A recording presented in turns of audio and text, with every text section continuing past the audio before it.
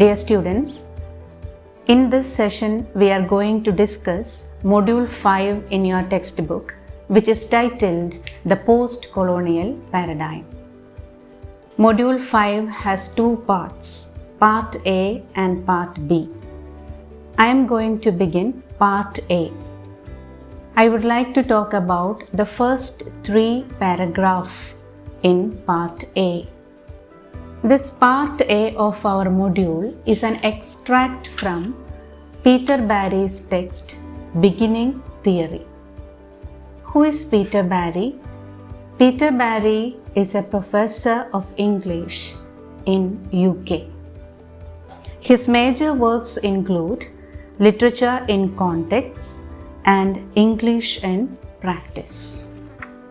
In this section, Peter Barry talks about the post-colonial criticism from its beginning through the different aspects and also the different stages of its development.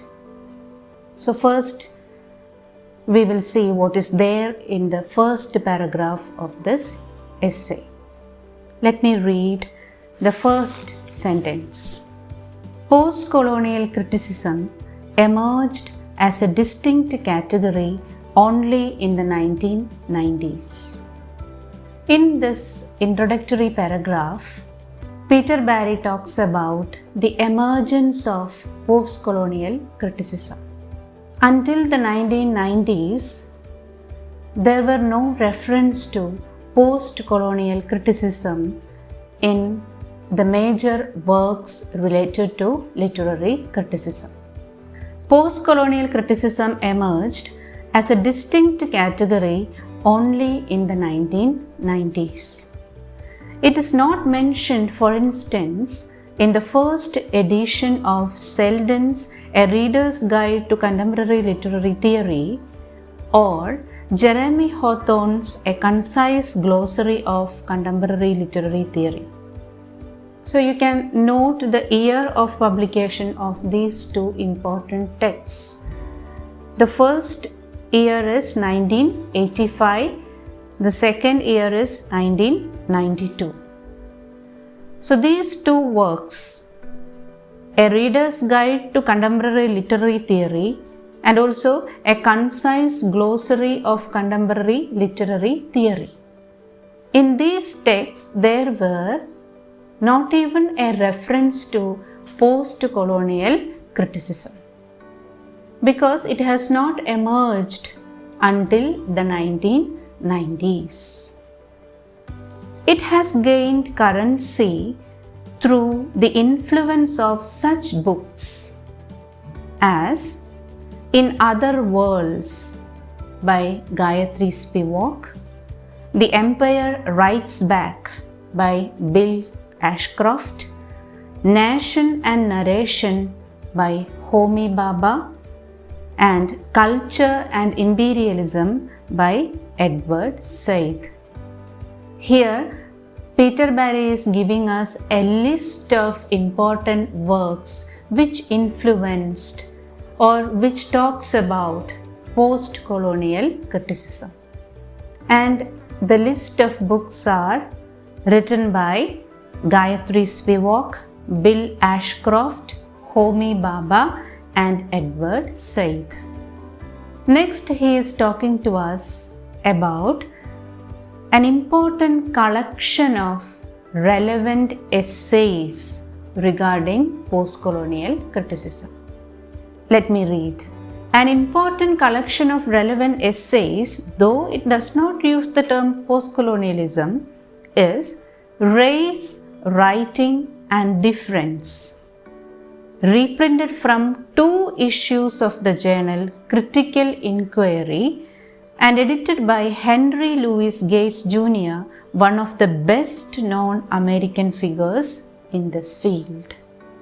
So here the author is pointing towards an important collection of relevant essays talking about post-colonial criticism.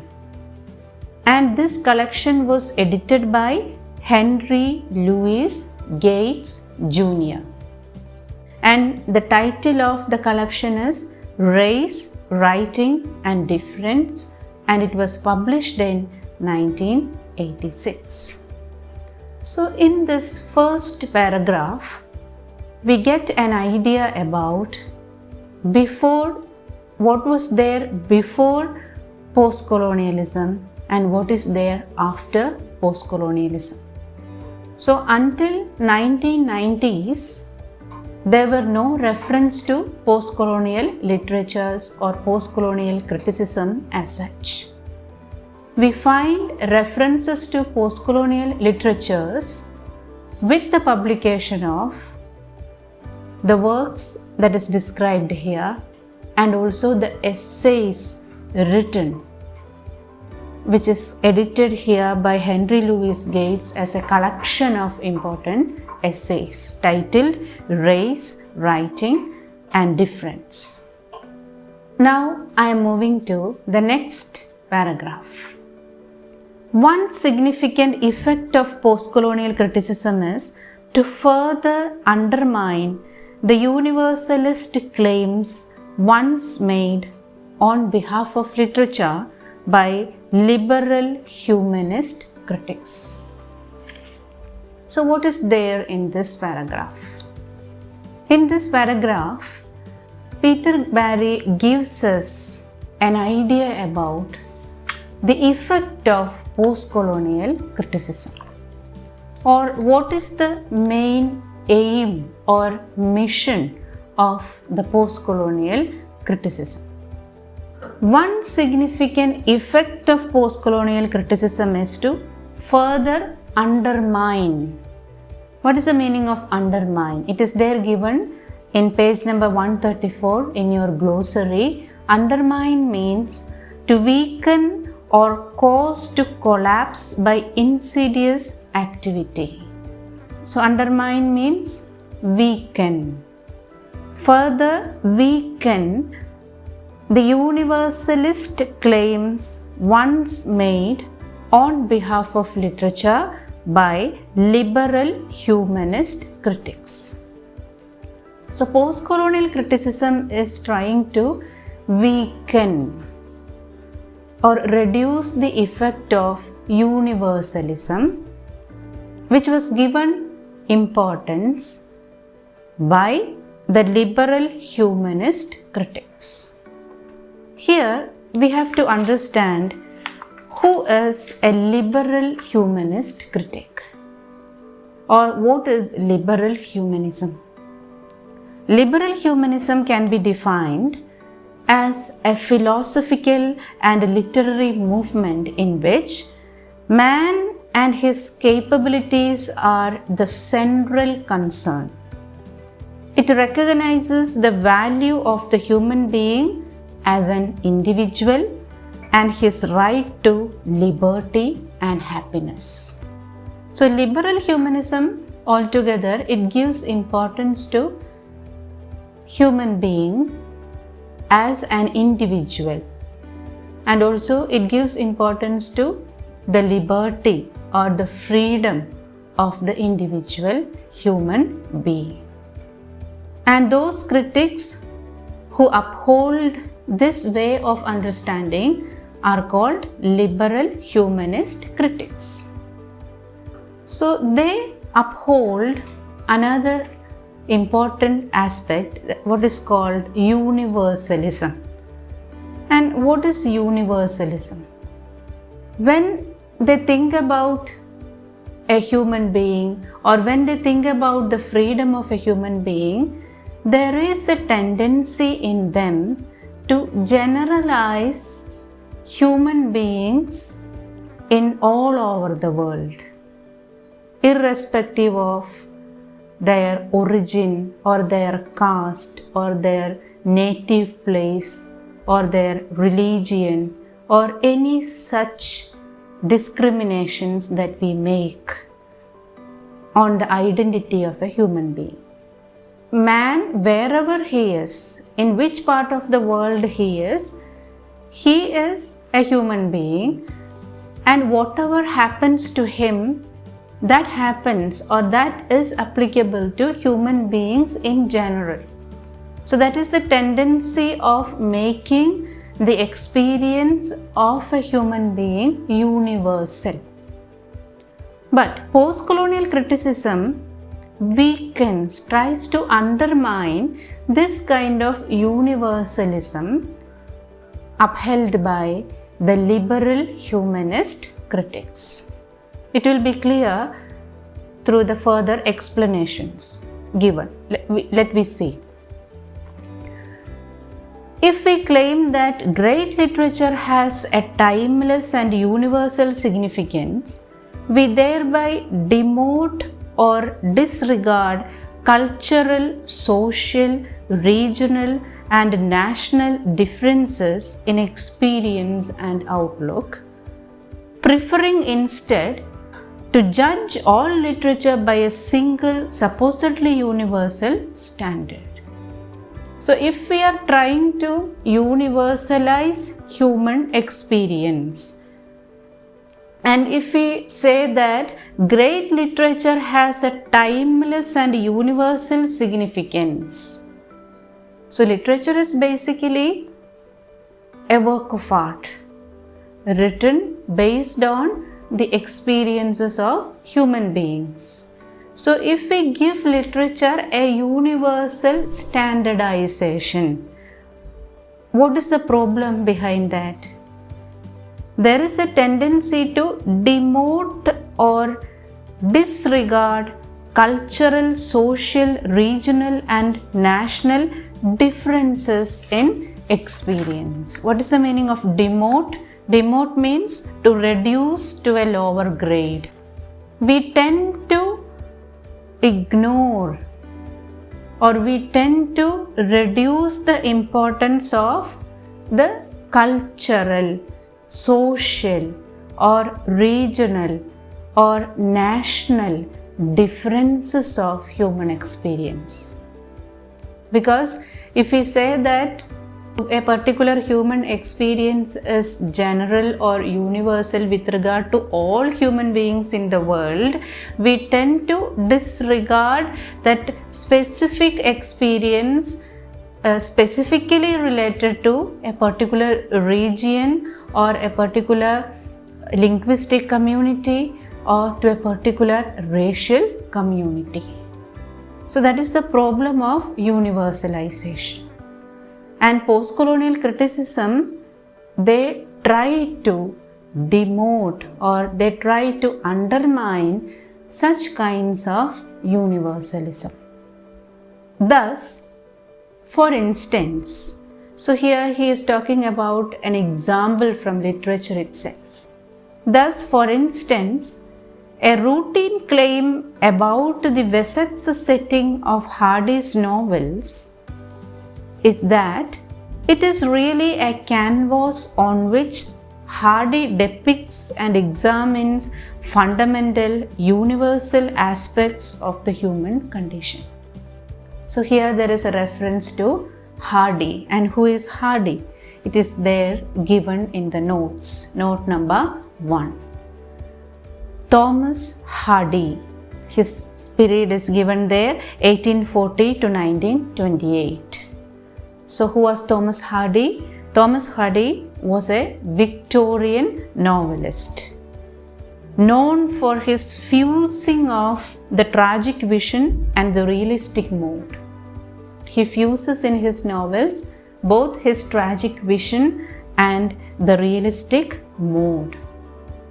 And his famous works are Tess of the D'Urbervilles, Jude the Obscure, and The Mayor of Casterbridge.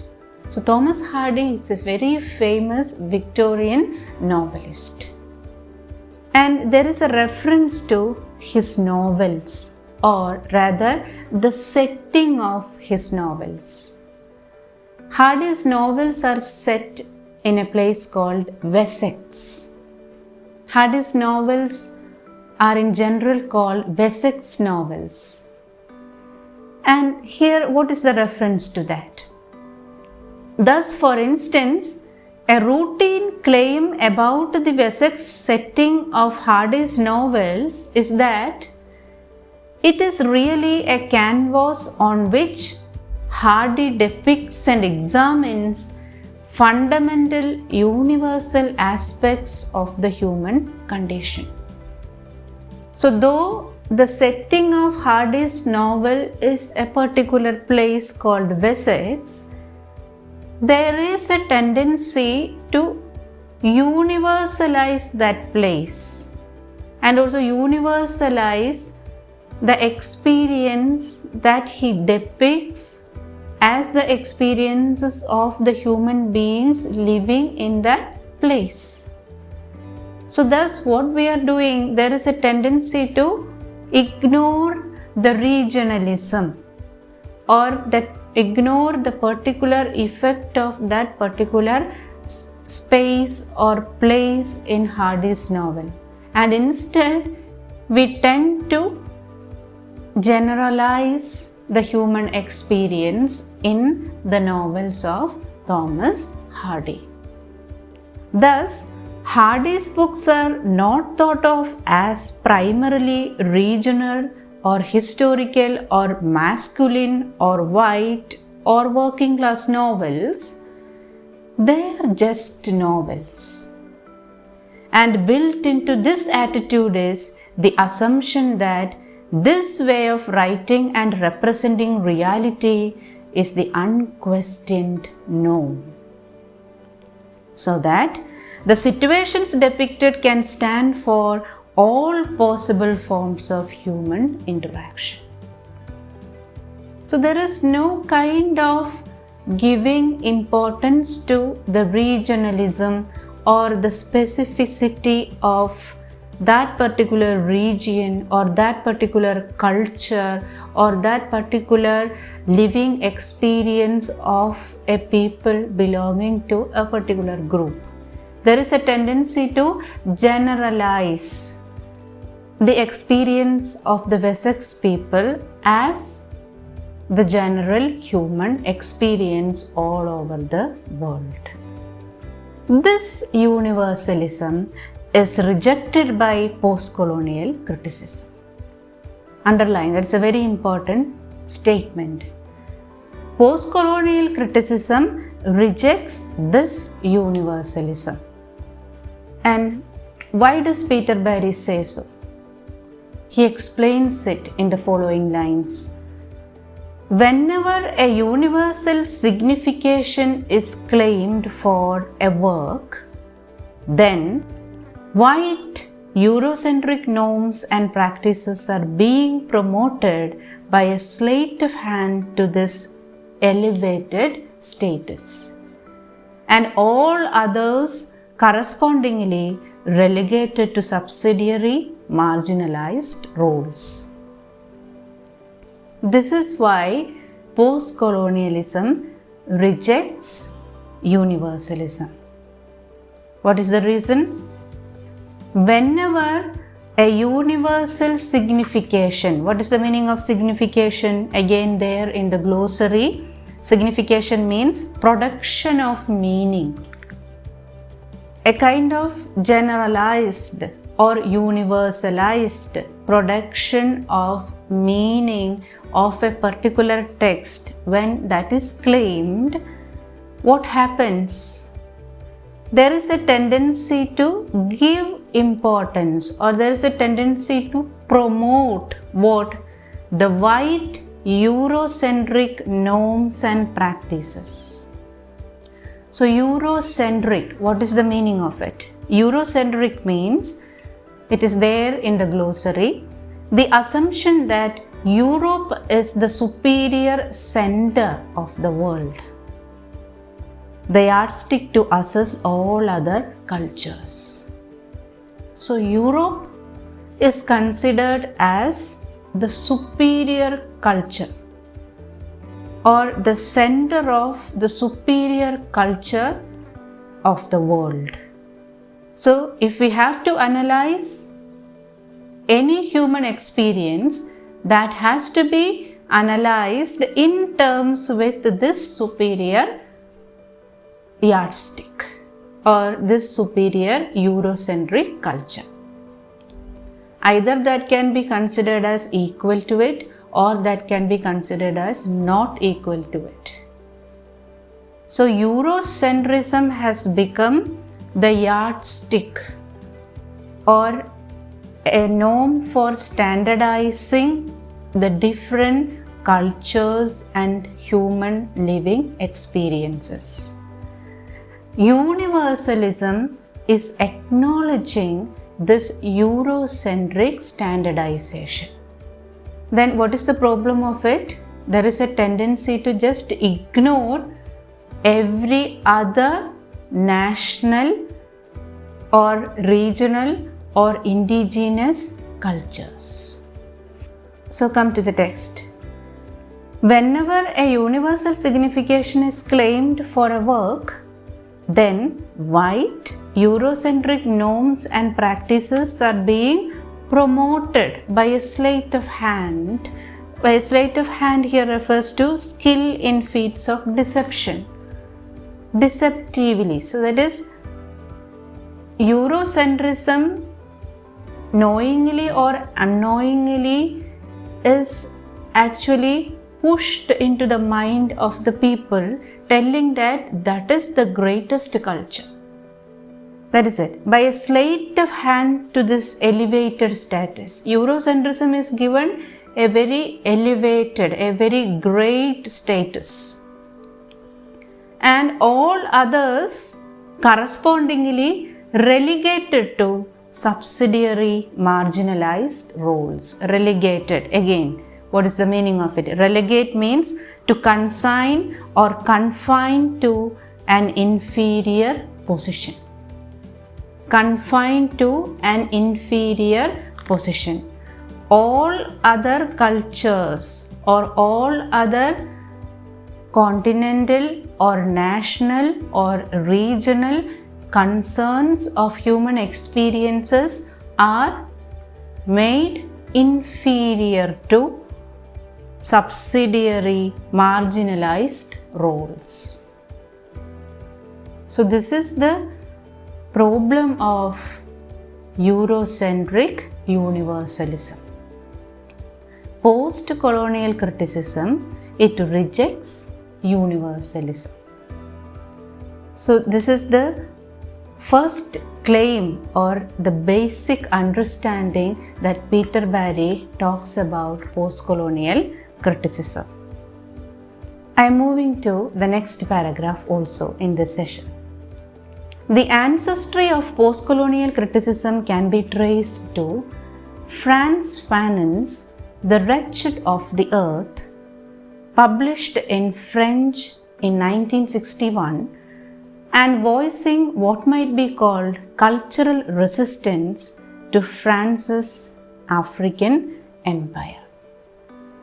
So in the first paragraph of our discussion, we had seen the beginning of post-colonial criticism and also the texts and the collection of essays dealing with post-colonial criticism. In the second paragraph of this session, I had already told you something about the post-colonialist claim of rejection of universalism. And we had also seen the example of Thomas Hardy and also his Wessex novels. In this third paragraph, we are going to focus on another writer called Frantz Fanon. Who is Frantz Fanon? Frantz Fanon was a French West Indian psychiatrist and political philosopher from the French colony of Martinique. So Martinique, what is Martinique? Martinique is a place, it is an island in West Indies, in Eastern Caribbean Sea. And this island was a colony of France. So Martinique is a French colony. Frantz Fanon, he comes from Martinique and he writes in French. He is a psychiatrist and also a philosopher, a political philosopher. And his very famous work is The Wretched of the Earth. And there he talks about cultural resistance. This cultural resistance you have to think in connection with the rejection of universalism that we had already discussed in the previous paragraph. And how does Frantz Fanon advocate for cultural resistance or the importance of cultural resistance? We will discuss it in this paragraph. Let me read it again for you. The ancestry of postcolonial criticism can be traced to Frantz Fanon's The Wretched of the Earth, published in French in 1961, and voicing what might be called cultural resistance to France's African empire. Fanon, a psychiatrist from Martinique, argued that the first step for colonized people in finding a voice and an identity to reclaim their own past. Fanon argues that the first step, what should be the first step for a colonized people or a colonized nation? It is to find a voice and an identity in reclaiming their own past. So I told you Fanon belongs to Martinique, a French colony. So if the people in Martinique, they have to argue for their own past, or if they have to reclaim their past, they have to go back to their history, that is before they were colonized by France. So Fanon argued that the first step for colonized people in finding a voice and an identity is to reclaim their own past. Why? For centuries, the European colonizing power will have devalued the nation's past, seeing its pre-colonial era as a pre-civilized limbo or even as a historical void. This is the reason why Fanon says that we have to reclaim our past. What is the reason? For centuries, for a lot of years, hundreds and hundreds of years, the Europeans might have devalued the nation's glory or the nation's past, seeing its pre-colonial era as a pre-civilized limbo. They have made the people of that nation that progress has come to that particular area only with the coming of the colonial power. Before that, they were all uncivilized lot. Okay, what is the meaning of limbo? It is given there in your glossary. A state of being or place midway between two extremes. So here the extreme of uncivilization. The European colonizers, they will say, they will tell their colonized people that before their coming, their civilization was in a very uncivilized state of affairs. It was only with the coming of these Europeans that they have got great civilization. And saying that they are actually devaluing their historical past. European colonizing power will have devalued the nation's past, seeing its pre-colonial era as a pre-civilized limbo or even as a historical void. And they also make the colonies believe that before the arrival of the Europeans, they had no place, even the history. It was their nation, or the name of their nation was not even heard in history. There was only emptiness with regard to their claim of history. They have given a name and they have given a status only with the arrival of the colonial powers. Telling all this to the colonized, the colonials will devalue or demean the cultural past of the colonies. So, to gain a voice or identity of themselves in the post-colonial era, these nations, they have to reclaim their past. That is what Frantz Fanon talks about.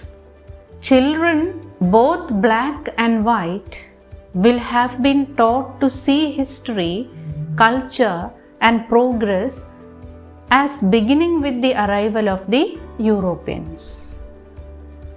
The young children of the colonies, they will be taught history, and in that history they will be taught that they got progress only with the arrival of the Europeans.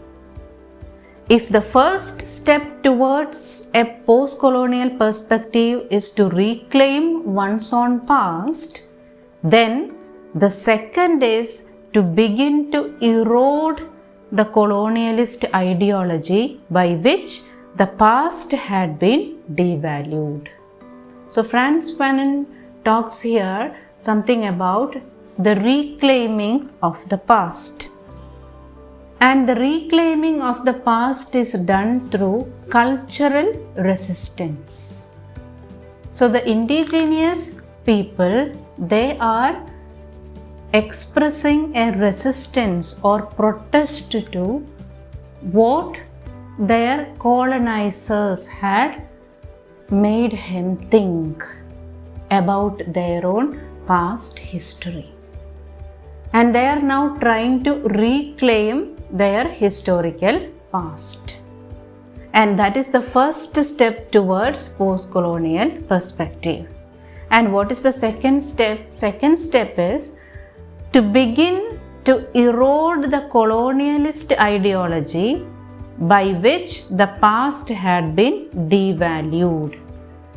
Begin to erode the colonialist ideology. The second step is just to avoid or just to erase the colonialist ideology by which the past had been devalued. The attitude altogether of the colonialist powers has to be erased or has to be eroded from the mind of the regional people. So this is what Frantz Fanon talks about cultural resistance and the importance of cultural resistance. With this, I conclude this session and I will be continuing the next paragraph in the next session. Thank you.